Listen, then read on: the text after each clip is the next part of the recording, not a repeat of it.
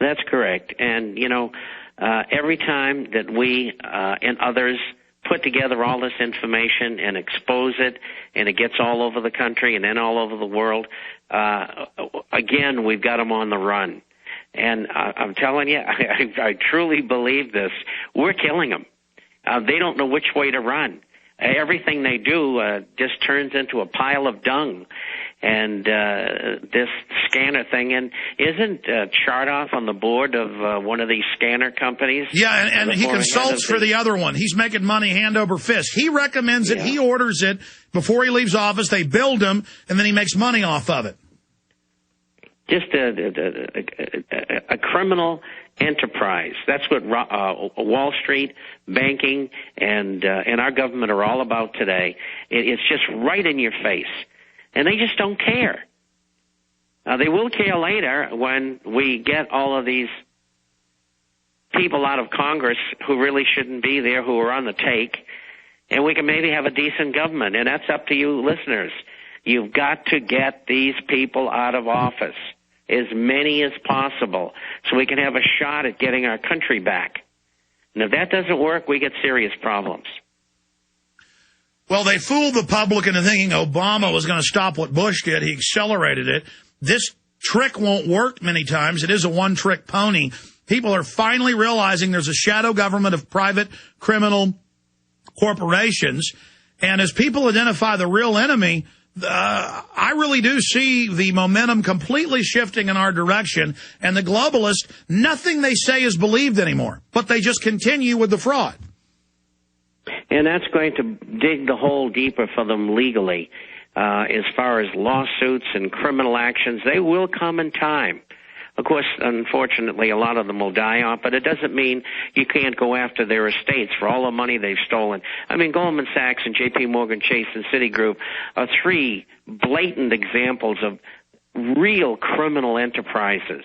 I mean, these people will stop at nothing. And I know what they're doing because I was in that industry for so long. I understand how it works and these things that they do. And, the SEC is nothing but an appendage of Wall Street. They don't do anything to the large firms. They were told of Madoff's scam for 10 years, over and over and over again, and did nothing. And the reason why, it was a CIA Mossad operation. Mr. Madoff went to court. Nobody was allowed in except the attorneys. There was no evidence. There was no other people brought into the picture. I mean, there were hundreds of people involved in this thing. Hundreds of millions of dollars were stolen. Are you kidding? $100 billion. Yeah, that's right. The first figure I got was $140 billion. They claim it's 80 or 90. It doesn't make any difference. It's a lot of money, and a lot of innocent people got hurt. And he's one of the founders of the NASDAQ. They're all involved in this stuff. That's right. Unbelievable. Right. Bob Chapman, real fast before we go to calls. I want to go to calls. Gold, the dollar, all the economic numbers coming in. The media says everything's wonderful, but the real numbers show we are in a depression. That's right. And we started it last February. So we got a recovery that doesn't exist.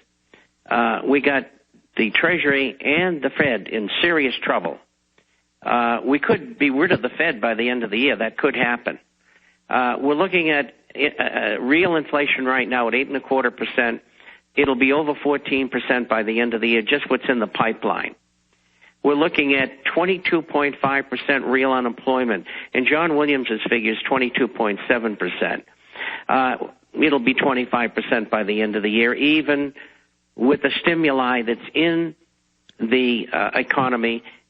And I think the president's going to get another $400 or $500 billion to stimulate the economy going into the election. And so that's going to create even more inflation. Gold and silver, they've had their correction. That's normal. And they're going to go higher again. It's the only safe place to be with your money. Yeah, Damon Vickers even agreed with that last hour. It seems like anybody with half a brain knows gold and silver is the place to be because it's not a bubble, because gold hasn't even gotten to half of its 1980 inflation level. I buy every 2 or 3 weeks. Believe believe me. And you people out there should be doing the same thing. And if you're not, you just don't get it. And if you can't, please try to get dehydrated and freeze-dried foods in a water filter and be able to defend your family. And these are very important things because we don't know where this is all going. I mean, we might get lucky and clear out half of the crooks in Congress in the next election. We may get rid of the Fed. And if we do, we got a shot at getting our country back. If we can identify the real enemy, it isn't Obama. Sure, we want him out, but it's the people that run him and the Republicans. We've got to get rid of the bankers. That revolving door between Wall Street and Washington, it's got to be shut down. There's plenty of bright people all over the country who would be happy to be Secretary of the Treasury or the Assistant Secretary of the Treasury, et cetera, et cetera. We don't need Wall Street running our country. And once you've identified the bankers and how they wreck things by design, when we kick them out of power and they try to sabotage the economy and we have evidence, we just send the FBI march in to arrest them.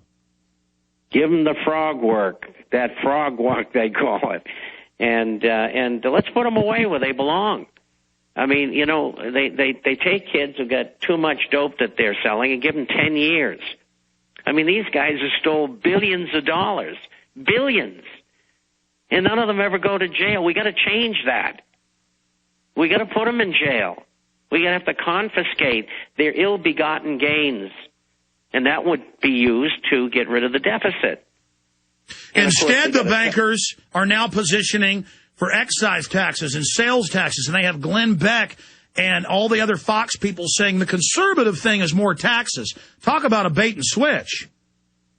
Yeah, well, it's not more taxes, it's less spending.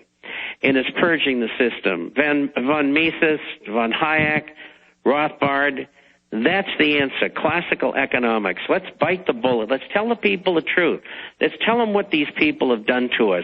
And let's suffer for 4 or 5 years when we could have only suffered for 2. But now we're going to have to do 4 or 5 years.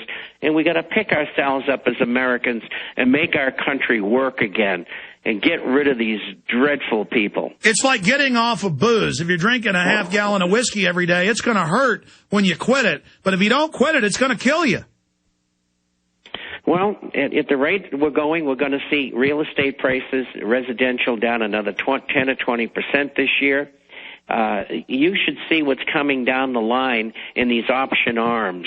The amount of money is 3 or 4 times what it was in the subprimes. On top of that, you have all of these homes that are in inventory that the banks won't put on for sale because there's too many of them out there. And it goes on and on. Commercial real estate, the banks will not lend to really good bona fide people who have bought these buildings because they've been told by the Fed, don't spend any money. Lending was down about 18% last year by banks, 90% of which went to individuals and businesses, small and medium-sized businesses, that make up 70 to 90% of all the jobs out there. So you're not going to see any job recovery because the banks aren't going to lend, because they want to stay in business, and that's the way it's going to be. Absolutely. Let's go to Jason in Colorado. Jason, thanks for holding. Go ahead. Hey, good afternoon, gentlemen. 2 real quick points, and I'm sorry this actually came to mind during Damon Vickers' segment, but the first, I can agree with some of the points Damon brought up, and certainly we do have problems worldwide, but what needs to be realized is that they are solved through inspiration of behavior, not controlling behavior. You do that and bad things start to happen. And the second point I found pretty much a sick comedy was the fact that the New World Order and folks like them think that the sheeple, as they like to put it, are pathetic because they have a herd mentality. Well, I submit to them that they actually have a herd mentality as well, in the fact that they all coalesce around fear, trying to control everybody else, and trying to control the truth. And all right, let me get a comment on that, Jason, from Bob Chapman. Bob? Well, they're not controlling the truth, they're creating the truth. And that's part of this propaganda, information, disinformation, and this whole thing that's been going on since the 1930s in America. And it has in other countries as well. Germany used it during the war very effectively. And so what has to happen is that we have to take away from them their ability to do that. You might call it distortion. And that's very, very important, because if we don't do that, people will never understand what's going on. The elites just rationalize all the things they're doing, and then most of the time actually work against what they claim their aims are originally.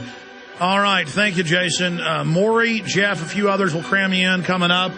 Then I've got the man from Able Danger, Lieutenant Colonel Anthony Schaefer, coming up. You don't want to miss this.